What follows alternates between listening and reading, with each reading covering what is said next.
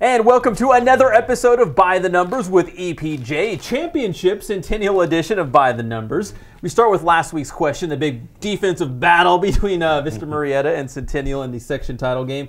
Vista Murrieta did a good job on Centennial, but not the best job this season. Yeah, it was right now the fourth best performance in terms of yards allowed, but number one on the year, would probably surprise a lot of people. It was actually King this year, only allowed 426 yards.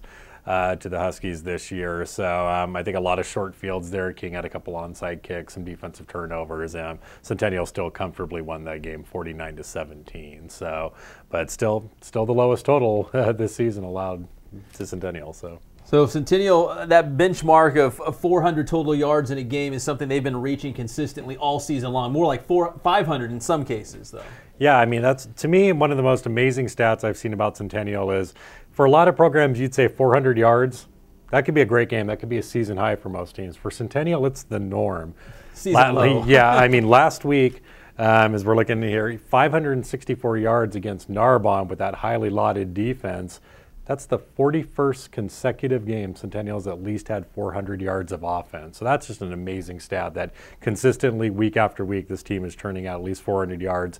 And in that stretch, they've had a high of 772 yards against King 2 years ago and the low of 404 yards against St. Bonaventure last year. Yeah, a lot of people were talking about that Narbonne defense going into that regional game. And when you talk about the Centennial offense, it's balanced. I mean, they do it through the air and on the ground.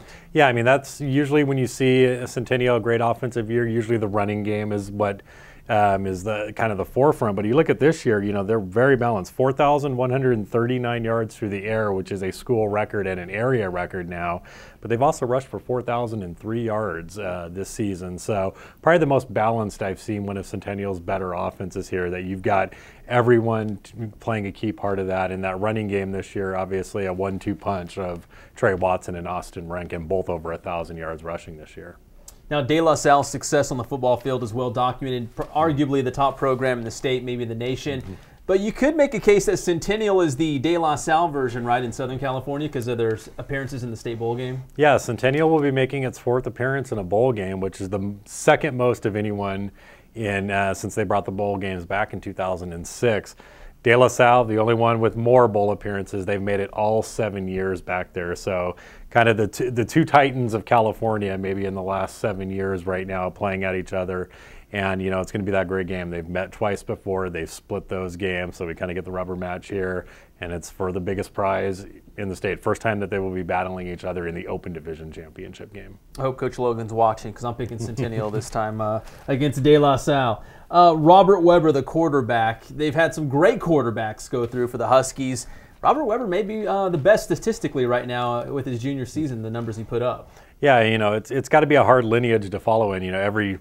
Every Saturday, Robert Weber can wake up and be reminded of what he's followed with Taylor Martinez, Matt Scott, Michael Eubank, all playing, getting significant playing time for their college teams. But yeah, Robert Weber, probably his best game last week, facing that great defense, threw for 323 yards and 4 touchdowns. But yeah, right now he's on pace to break the area record for passing yards in a season. He only needs, less than 100 yards right now to pass Sean Sudol for the record. So going into this game, he has 3,659 yards, 3,721 by Sudol's the benchmark.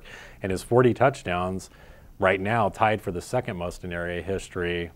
Sean Sudol's record of 48 seems safe unless we see an amazing performance from Centennial out here. But definitely a fantastic season for Weber, and good news for Matt Logan and Centennial fans. He's back next year. That's a scary thought.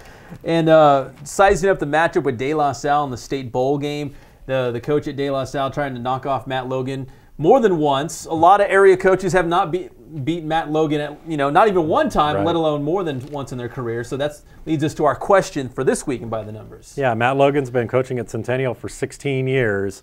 He's only lost 38 games on the field.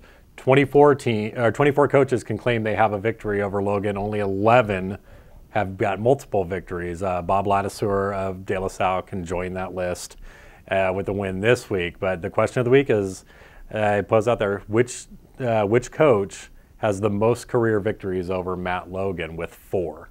4 victories head-to-head with Logan. Mm-hmm. Is it someone in the area that we might be familiar with, or is this another team that's inside the southern section somewhere? It's someone that once coached in the area, no longer coaching. There's your hint this week. So check in next Tuesday with By the Numbers as we find out who has the most head-to-head victories against Centennial head coach Matt Logan. That's EPJ. I'm Pep Fernandez. We'll see you next time. By the Numbers.